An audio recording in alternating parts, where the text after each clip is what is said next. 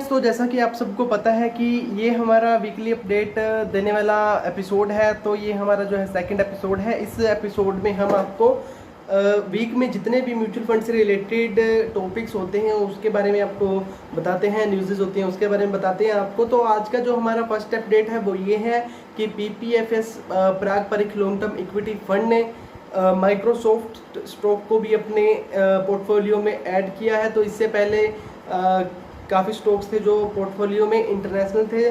तो जो फंड की टॉप होल्डिंग्स हैं वो है अमेजोन में, अल्फ़ाबेट में और HDFC बैंक में। और उसके बाद जो है आप माइक्रोसॉफ्ट को अपने पोर्टफोलियो में ऐड किया है। तो आपको पता होगा कि Microsoft is a US based company और आप उनके Excel, PowerPoint, MS Word use करते होंगे तो आप सबको पता होगा।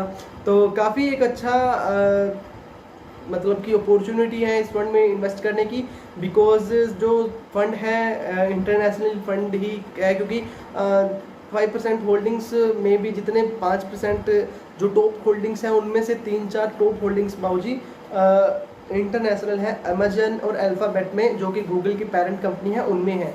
तो मैंने आपको रिव्यू भी दिया हुआ है इस फंड में, आप चेक कर सकते हैं। तो आप अपने एनालिसिस करके इस पे फंड में इन्वेस्ट करने की सलाह बनाइए।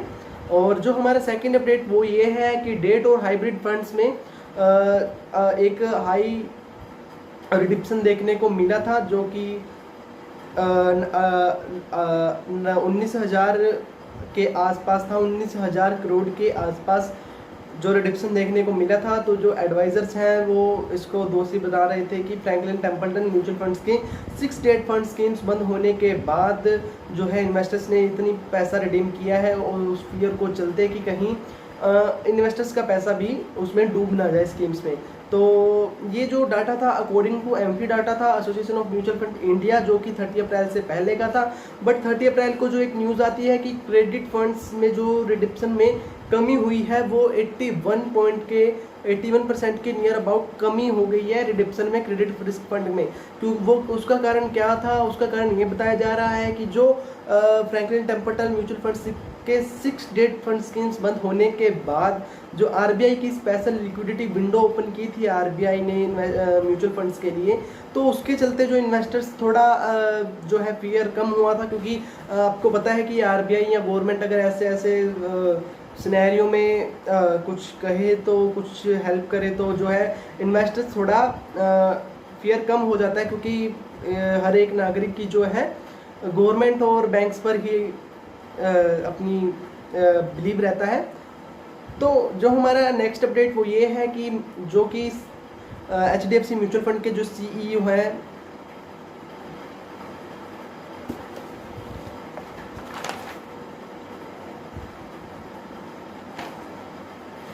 तो हमारा नेक्स्ट अपडेट ये है कि जो HDFC म्यूचुअल फंड के CEO हैं मिलिंद ब्रेव, तो वे हाईएस्ट पेड CEO हो गए हैं इस ईयर में। HDFC म्यूचुअल फंड के जो CEO हैं मिलिंद ब्रेव जी, वो हाईएस्ट पेड CEO हो गए हैं। तो कुछ कंपनीज ने जो अपने टॉप म्यूचुअल फंड्स की जो कंपनीज हैं उन्होंने अपने CEO की जो है सैलरी बढ़ाई है। तो इसमें कई और भी जो CEO की पे इंक्रीज हुई है। तो जो सबसे हाईएस्ट पेड इस समय में है वो मिलिंद ब्रेव जी है, जो कि HDFC म्यूचुअल फंड के CEO हैं। तो हमारा नेक्स्ट अपडेट है कि जो इक्विटी म्यूचुअल फंड्स में इनफ्लोज हुआ है 4 मंथ लो पर हुआ है इस महीने में, अकॉर्डिंग टू एमफी डाटा। तो 4 मंथ का लो जो टच किया है इनफ्लो स्कीम्स में। देखिए इनमें जो एग्जिस्टिंग स्कीम थी वो भी पैसा आ गया, और जो न्यू स्कीम्स हैं उसके मुताबिक भी जो है 4 मंथ का लो जो है टच कर गया है इक्विटी म्यूचुअल फंड में।